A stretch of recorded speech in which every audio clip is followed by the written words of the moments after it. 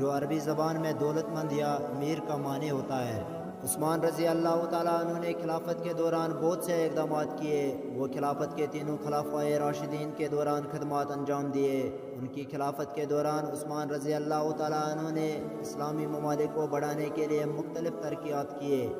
حضرت عثمان بن عفان رضی اللہ تعالیٰ عنہ اسلام کے چوتھے خلیفہ تھے۔ ان کی پیدائش مکہ شریف میں ہوئی تھی اور وہ قریش کے بنی ہاشم قبیلے سے تعلق رکھتے تھے۔ عثمان رضی اللہ تعالیٰ عنہ اپنے زمانے کے معروف تاجر تھے اور وہ بہت زیادہ دولت مند تھے۔ انہوں نے اسلام کے لیے بہت کچھ کیا، جیسے کہ قرآن کریم کی پہلی رسالت کے وقت انہوں نے بہت سے خزانہ داروں سے ہدیہ جمع کروایا۔